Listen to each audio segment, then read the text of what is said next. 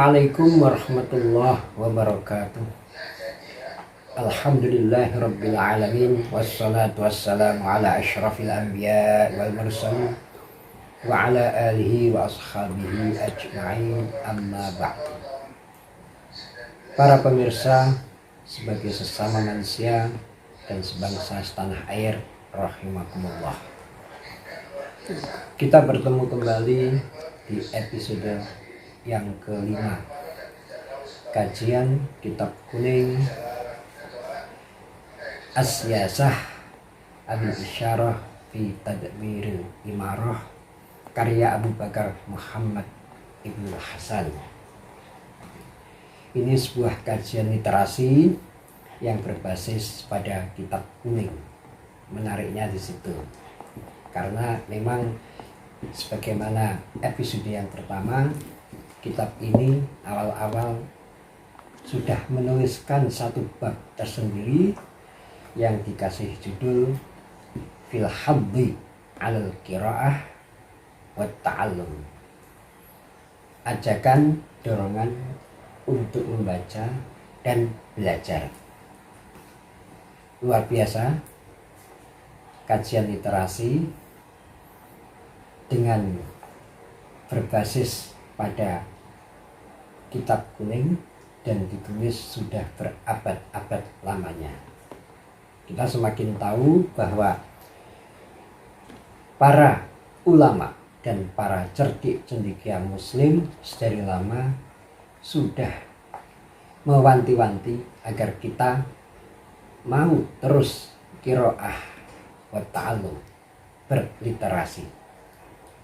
Ini memang tidak mengherankan karena Al-Quran sendiri sudah menganjurkan, bahkan mewajibkan. Kita tahu dengan kata perintah atau dalam istilah ilmu nahwu itu fi'il amar. Iqra bismi rabbikal ladzi khalaq. Iqra itu perintah. Perintah di sini berarti wajib dilakukan. Para cerdik cendekia muslim mengambil perintah ini kemudian mengulasnya sesuai dengan kondisi sosio-historis pada saat itu, sebagaimana Abu Bakar Muhammad bin Hasan Al-Maradi ini, yang tentu saja kita bisa membayangkan betapa beliau menulis kitab ini untuk mendorong masyarakat muslim pada saat itu agar selalu mau membaca atau berliterasi. Mungkin literasi pada saat itu sedang menurun, dan ternyata hingga sekarang saat ini negeri kita pun juga mengalami penurunan tingkat atau daya baca. Karena itu sangat penting sekali kitab ini untuk terus kita kaji, dan insya Allah semoga bisa istiqomah. Kita masih mengulas tentang adabin nadri wa tafahum, yaitu akhlak atau etika dalam berpikir dan memahami. Berpikir dan memahami ini sangat penting karena manusia itu homo sapiens, yaitu makhluk yang berpikir. Dulu seorang filosof yang hidup sebelum Masehi sudah mengatakan al-insan hayawanun natiq, bahwa manusia itu hewan yang berpikir, yaitu makhluk meskipun secara jasad sama dengan makhluk di luar manusia seperti hewan, tetapi berbedanya adalah mau berpikir. Berpikir dan berpikir merupakan ciri khas manusia. Dan sekarang ini perkembangannya dari hasil penelitian para ilmuwan sudah semakin maju. Misalnya kalau kita baca buku Homo Deus karya Yuval Noah Harari, seorang sejarawan dan penulis yang bukunya sangat bestseller. Sekarang ini menurut dia yang muncul adalah Homo Deus, bukan hanya untuk masa sekarang tetapi masa yang akan datang, yaitu manusia yang menjadi pencipta. Maksudnya manusia yang berkreasi dan berinovasi. Kalau tidak mau berinovasi, berkreasi, menurut Yuval Noah, manusia akan tersingkir. Dengan inovasi, dengan Homo Deus ini, manusia mampu menciptakan seperti artificial intelligence yang akan menggantikan peran manusia secara jasadi. Jauh sebelumnya sebenarnya sudah disinggung oleh Abu Muhammad Ibn Hasan dalam kitabnya ini. Lagi-lagi kita ingat dengan istilah al-aqlul kasbi. Nah, aqlul kasbi ini saya kira bisa ditafsirkan dengan tafsiran sekarang ini. Entah itu sebagai Homo sapiens yang berkembang menjadi Homo Deus. Karena intinya al-aqlul kasbi ini adalah akal yang terus bekerja. Dan bekerja ini adalah proses menuju suatu kesempurnaan dalam membangun peradaban manusia di muka bumi ini. Terlebih untuk saat ini di mana kita sedang dilanda oleh pandemi COVID-19 yang variannya semakin menanjak dan variatif ini, maka berpikir secara proporsional dan holistik yang melahirkan tafahum, pemahaman yang komprehensif sangat-sangat dibutuhkan. Seperti dikatakan oleh pengarang kitab ini, orang yang tidak mau menggunakan pemikirannya maka akan mati kecerdasannya. Lalu juga akan mengalami kesusahan, penderitaan, dan juga akan mati mata basirahnya. Berpikir di sini adalah berpikir secara radik, secara sampai ke akar-akarnya. Tidak hanya berpikir secara sambil lalu atau apa yang kita sebut dengan banalitas. Di saat COVID seperti ini, pandemi yang sangat melantakkan dunia kehidupan kita ini, sebenarnya justru akan melahirkan sebuah inspirasi, bukan hanya ratapan yang terus-menerus kita ratapi. Seorang ulama ahli hadis, Ibnu Hajar al-Asqalani, dulu hidup dan mengalami wabah atau pandemi yang dalam bahasa Arabnya disebut ta'un. Bahkan ketika anak beliau wafat, tetapi beliau tidak lantas berlarut-larut dengan kesedihan. Beliau menjadikan pandemi atau ta'un, wabah pada saat itu, sebagai inspirasi. Kemudian beliau bahkan melahirkan sebuah karya tentang wabah itu sendiri. Di samping karya-karya beliau yang sangat banyak tentang hadis dan sebagainya. Ibnu Khaldun, seorang sejarawan dan sosiolog muslim, beliau juga demikian merasakan betapa pedihnya wabah pada saat itu, di mana orang tuanya dan saudaranya meninggal.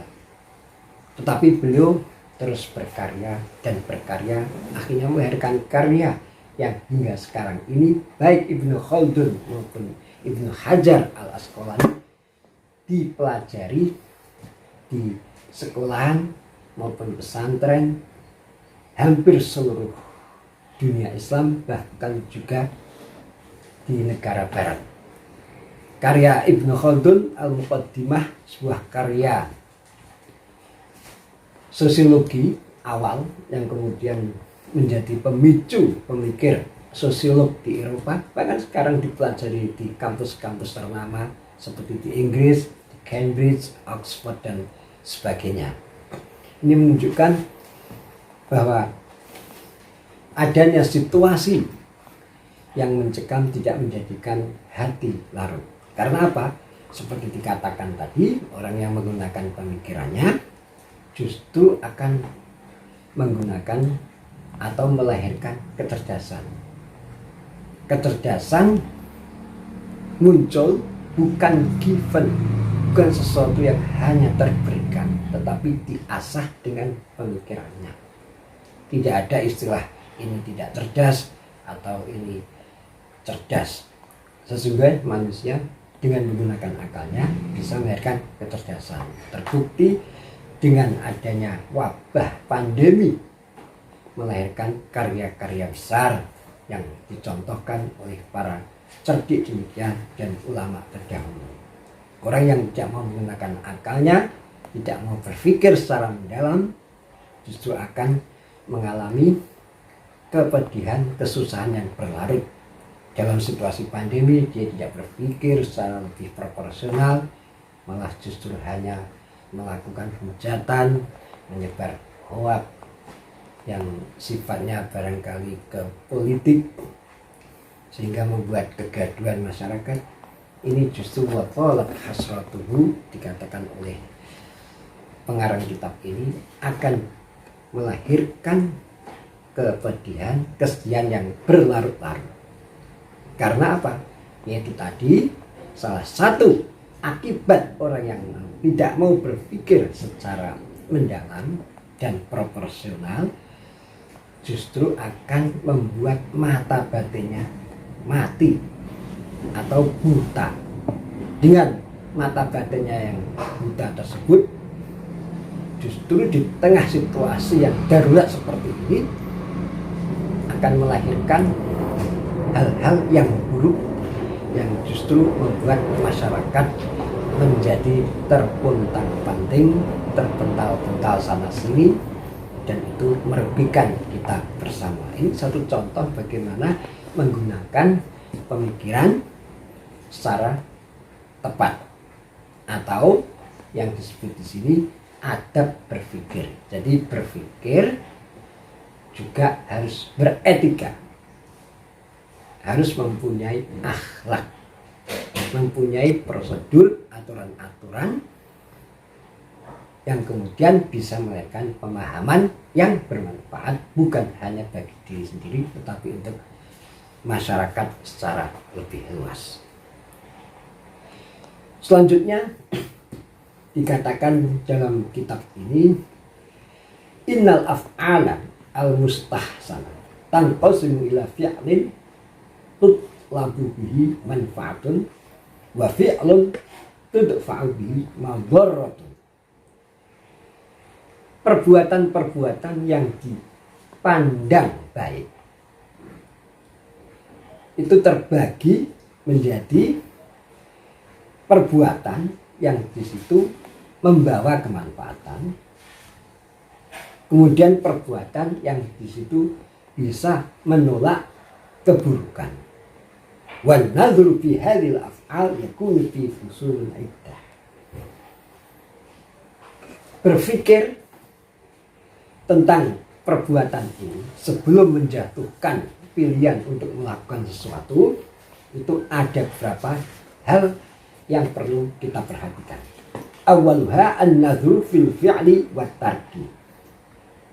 Yang pertama adalah berpikir tentang apakah melakukan atau dan meninggalkan. Ayyuhma anfa' fil hal wal ma'al. Apakah melakukan dan menjalani atau apa dan meninggalkan perbuatan tersebut itu bisa lebih bermanfaat. Anfa itu lebih bermanfaat pada saat ini dan untuk masa yang akan datang. Kita dalam hidup ini sering dihadapkan pada pilihan, atau orang menyebutnya dilema. Kalau sudah sampai dilema, itu sesuatu yang memang perlu pertimbangan, pemikiran, rasionalitas yang benar-benar tepat. Ya, di sini digambarkan bagaimana kita memilih melakukan dan meninggalkan suatu perbuatan di mana keduanya apakah bisa memberi manfaat untuk sekarang atau yang akan datang. Kita menggunakan masker prokes di saat pandemi ini. Kita menjalankan atau meninggalkan, padahal di situ ada sesuatu yang lebih bermanfaat, baik untuk sekarang dan yang akan datang. Yang akan datang ini bisa jangka pendek, bukan mesti jangka panjang. Ya, ini harus ada rasionalitasnya. Dan rasionalitas itu berdasarkan pada istiqra, hasil penelitian para ilmuwan. Misalnya tentang virus corona ini yang disebutkan telah bermutasi dan sangat berbahaya, dan manusia harus menjalankan tindakan pencegahan melalui prokes. Nah, ini bagi kita sebagai individu harus berpikir melakukannya. Kalau kita meninggalkan, maka disitu akan tidak ada manfaat baik bagi diri kita, keluarga maupun masyarakat. Saya kira banyak contoh-contoh opsi pilihan dalam hidup ini yang kita rasakan keseharian. Inilah perlunya yuk ngaji, habis itu ngopi. Ngopi di sini ya bisa ngopi dalam arti ngopi betulan, tetapi yang lebih esensial ngopi di sini adalah ngolah pikir. Setelah saya membacakan isi dari kitab ini, mari kita olah pikir bersama. Dan olah pikir itu adalah hak dari para pemirsa semua. Saya tidak menggurui, saya hanya membacakan kitab ini. Dan kitab ini menyampaikan hal-hal yang sungguh sangat reflektif, kritikal, dan kontemplatif, mengajak kita untuk mau berpikir, termasuk dalam hal tadi itu yang dicontohkan, apakah kita melakukan atau meninggalkan yang bisa membawa hal yang paling bermanfaat. Saya kira contohnya banyak, baik dalam keseharian kita maupun dalam kehidupan di luar keseharian kita, misalnya kehidupan kerja kita, profesi kita, dan sebagainya. Wasani an-nadhru fil fi'li wa tarki lamma yakhsha fihima minal madhar. Berpikir tentang apa yang harus dilakukan dan apa yang harus ditinggalkan, lamma yakhsha fihima minal madhar, selagi ada kekhawatiran di situ terdapat keburukan, wayat tapi min su'il akibat, dan takut adanya akibat-akibat yang buruk. Yang kedua, penulis kitab ini mengajak untuk merenungi ketika kita dihadapkan oleh suatu hal, melakukan perbuatan itu dan meninggalkannya, dengan berpikir apakah di situ ada madorotnya. Kalau kita melakukan ini ada madorotnya, dan kalau kita meninggalkan perbuatan itu ada keburukannya, wetaki min su'il akibat, ada akibat-akibatnya. Ya, ini perlu menjadi dasar cara kita berpikir, beretika dalam berpikir tersebut, melahirkan pemahaman yang diantaranya dua hal tadi bisa membawa manfaat. Yang kedua, berpikir apakah ini akan membawa keburukan. Saya kira banyak contoh yang akan bisa kita tampilkan dan para pemirsa bisa merenungi sendiri dihadapkan oleh berbagai pilihan hidup ini. Banyak hal yang bermuajah head to head dengan kita, dan kita diharuskan untuk berpikir, bukan hanya berhenti pada itu, berpikir menghasilkan pemahaman yang tepat. Dengan berpikir yang tepat dan melahirkan pemahaman yang tepat, akan membawa kita pada satu kemanfaatan yang besar dan menghindari madharah, keburukan yang besar juga, atau akibat-akibat yang membawa dampak eksesif, dampak yang buruk bagi diri kita, keluarga, masyarakat, dan bangsa ini. Para pemirsa, sebagai sama manusia dan sebangsa setanah air, rahimakumullah, kajian kali ini singkat dan semoga bermanfaat bagi kita semua. Sebelum saya akhiri, saya akan sampaikan satu kata-kata menarik yang mungkin bisa memantik an-nadhru wa tafahum, pola berpikir kita dan pemahaman kita. Dikatakan idza tasa'a ilmuhu dhaqat aw qalla ingkaruhu 'alan nas. Apabila seseorang bertambah ilmu dan wawasannya, maka qalla ingkaruhu 'alan nas, akan sedikit keluhannya, akan sedikit kegundahannya, keingkarannya terhadap manusia yang lain, terhadap masyarakat. Semakin kita bertambah berpikir, dari hasil olah pikir kita bertambah ilmu dan wawasan, maka kita akan merasakan satu kearifan. Kearifan di sini tidak memberikan dampak yang buruk terhadap masyarakat.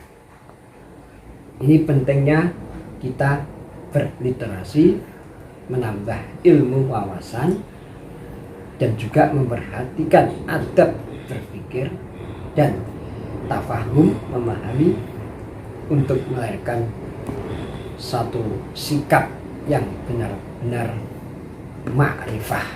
Ma'rifah adalah sikap yang bijaksana, jernih, bening dalam memandang sesuatu, tidak sungguh pendek, tidak tiba-tiba atau tergopoh-gopoh, keburu-buru, kelewatan melontarkan sesuatu yang belum terpikirkan secara proporsional dan mendalam. Demikian kajian pada episode yang ke-5 ini. Kita cukup 15 menitan, singkat dan insya Allah bermanfaat. Wassalamualaikum warahmatullahi wabarakatuh.